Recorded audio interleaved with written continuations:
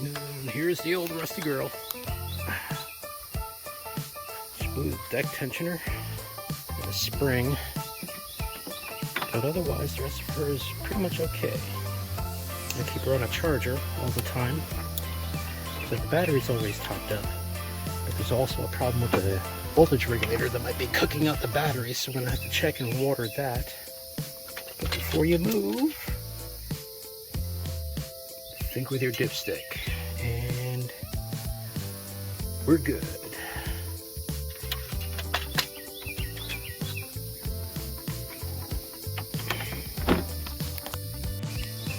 And I told you, she's like a Harley V-twin. Back out of there.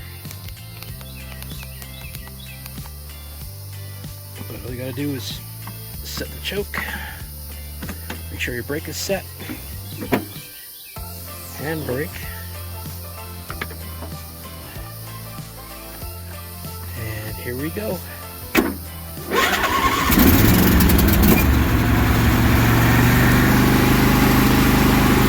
Starts every time. Yeah, this is the new bracket, and it's gonna replace that gnarled up mess right in there. Look at that. Yeah, that doesn't work. All right, now we're gonna make clearance for what we're gonna be working on.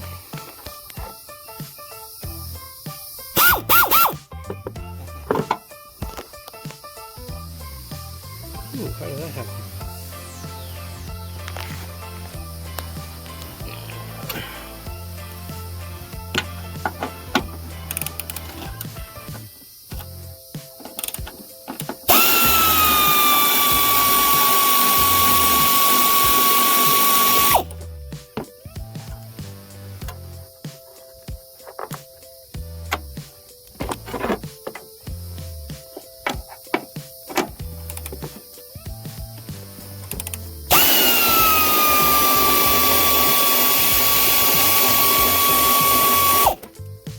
Nothing like a socket screamer to help you out, huh?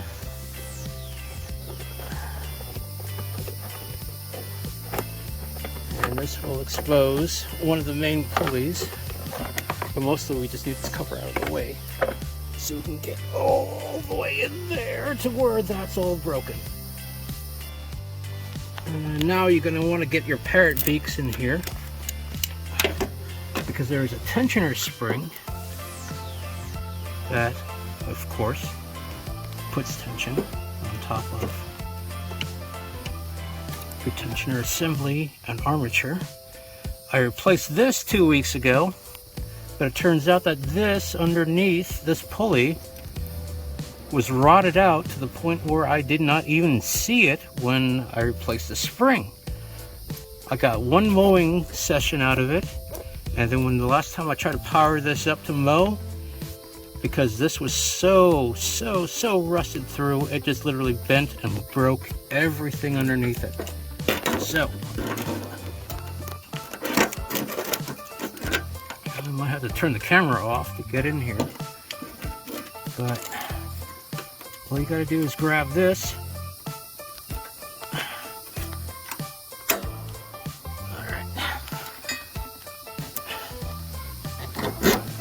Oh, there we go. And it released. Then go up here to the main pulley drive off the PTO, since it has no tension at all, and just slip that off like a loose noodle. Done. Now you get your drink, your country drink, Mountain Dew. Well, you know, diet Mountain Dew, being a diabetic. Now, with what little bit of metal is left holding that stupid little tensioner on, you very gently break it free. There we go. And then tear it off.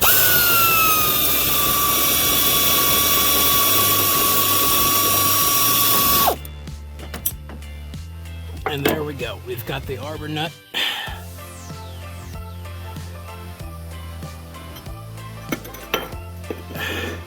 And our idler completely off. And let's just make sure, yep, we didn't break the arbor off. So now we just got to get that assembly out of there, that tensioner assembly, because it's impossible to remove the spring until it is removed.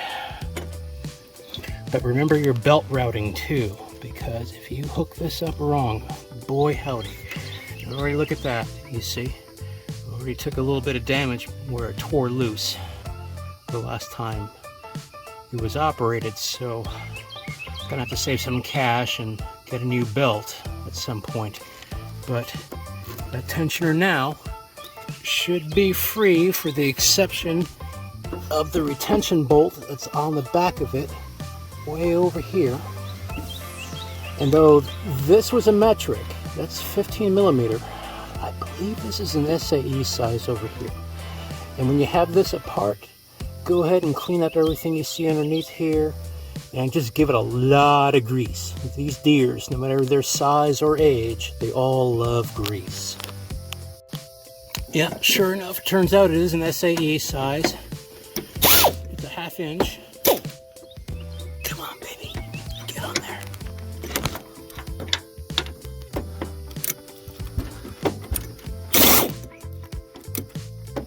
Okay, yeah, that's a 1/2 inch.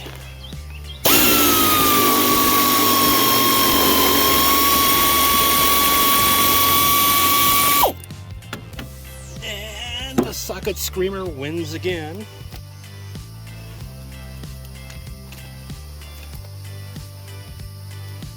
So we hold on to that, and we'll reach back in underneath here and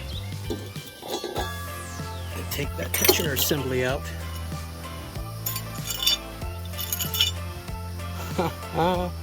And look at that, there's practically nothing left. And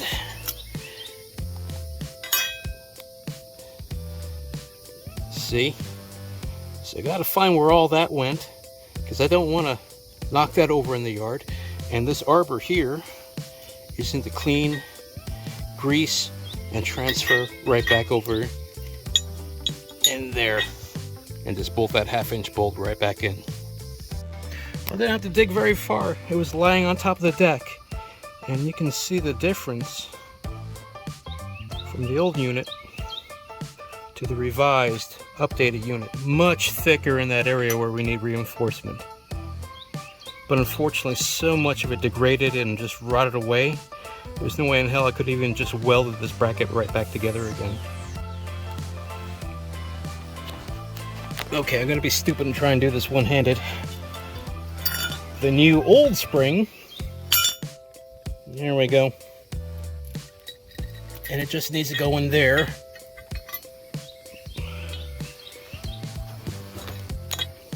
Before you install this, because there's no way in hell you'll get that in while it's still underneath the deck. It's just the way that it is. So, new spring, new tensioner assembly, and yeah, that's really bad. But otherwise, the revised assembly, the newer spring, and the old arbor that helps maintain the movement of that tensioner assembly still works. They're exactly the same part, but apparently they did revise the bracket itself, and it's beefier, which I like. Beef, beef, beef, beef. No, you're gonna have to forgive me because I'm doing this one-handed, obviously with a phone in there, you know, in my hands. But get your grease can out. Make sure you dosh up that arbor, and where it contacts the inside of that tensioner, and then back here where the tensioner assembly actually goes to, oh yeah, grease the poop out of that too. And then you can begin assembly again. All right, now that you're pre-assembled down there, take your 1/2-inch driver, and remember again, I did a finger tight on this.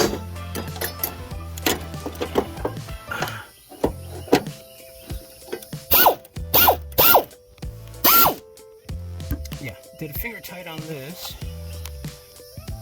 Hang on, let me get this out of here. Yeah, there we go. See, I did a finger tight on that in a pre-assembly. And now you just give it, oh, 1 or 2 ugga-duggas, especially if an impacting tool or an impacting ratchet like this one is, okay? So don't go crazy, but it just needs to be tiger tight, not uber tight.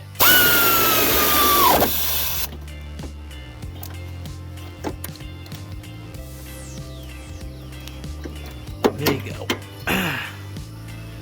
And that gets the tensioner back in without the spring on it, and check to make sure that it moves appropriately.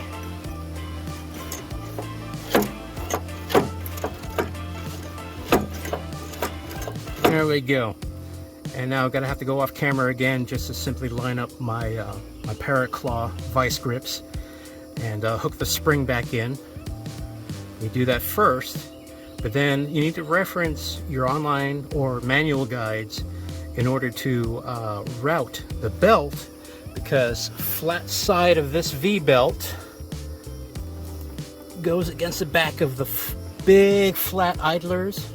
You clean the tensioner, but then the main driven gears, like this, for all the blades, need to maintain on the narrow side. And if you've got the belt routing right, it will just simply fit. It will go right back together.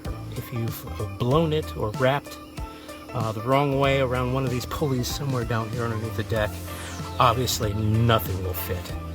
So, back in a minute. All right, I'm back. I'm doing the one-handed bandit thing here. Got my Parrot Claw on the spring. So, got to bring it over to this hole over here on the deck. And that's it. Our tensioner is now technically in. But now I've got to reroute this belt in a specific way. See, so that it has the V side on the main drives and then the flat side here on the back of all idlers. That's why you put the idler gear or wheel in last, so you can route it appropriately, and then you can detension it with a 15mm after you torque the tensioner all the way down to where it needs to be, and you'll see here in a minute what I mean. All right, here's our tensioner. And again, give that a good shake up and a grease up, just like so. Makes things a little bit easier. Now, this is where it gets hairy, because the belt won't fit over the tensioner because of those guard ears that are in place. So you got to place the belt first and route that where you need it to be, as slack as you can get it. All right, and then put the tensioner pulley onto the assembly, and you got to feel around the back side, get that belt around it, and hoist it up into position. Just like so. There we go. And it's seated on the arbor. Now we just got to put the 15mm nut on top of that pre-assembly. And then I'm going to go and switch tool tips and simply socket scream that right into place here in a moment. All right, here we are, pre-assembled with our socket and the pneumatic tool, and here we go.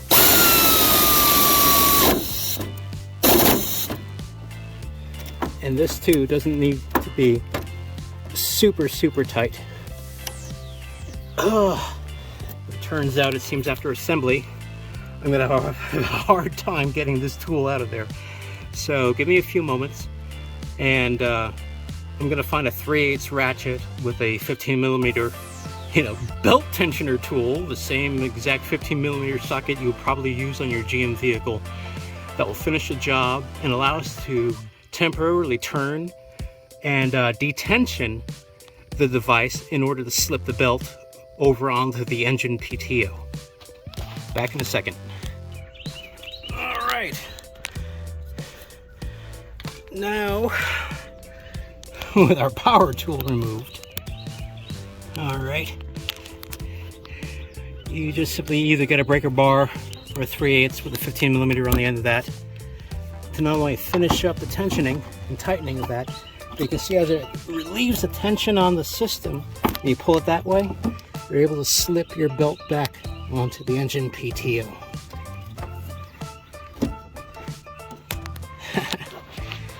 And I'm going to go and button up the belt cover here on the external side so your toes don't get chewed up. And then we're going to go and test fire it. The covers are pretty easy. It's just that. And putting your 10mm bolts back in. And yeah, I do use power tools, so pre-thread, a couple of turns. Make sure everything is going to go in straight and clean, or as clean as possible anyway. And there we go, a couple of turns here and there. And these are self-tapping screws, but if you find the threads, you're not going to be cutting any new threads and losing any material. And then very gently with your power tool. Oh, helps to have the air hooked up.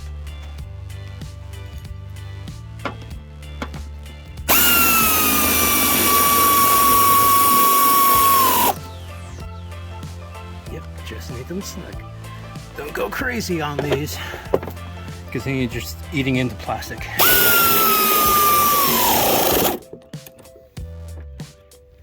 That's that. Okay, I'm gonna go and pick up tools off camera, and then we're gonna test fire this puppy.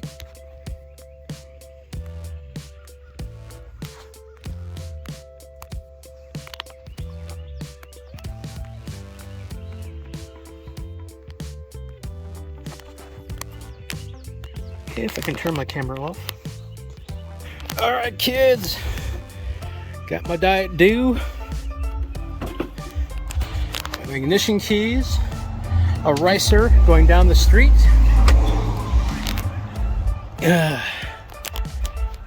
This was started in the last hour, so this should just fire right back up again.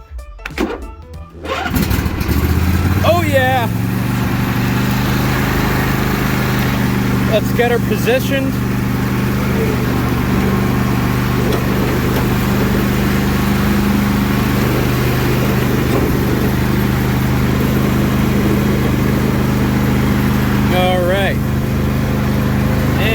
Here we go, PTO.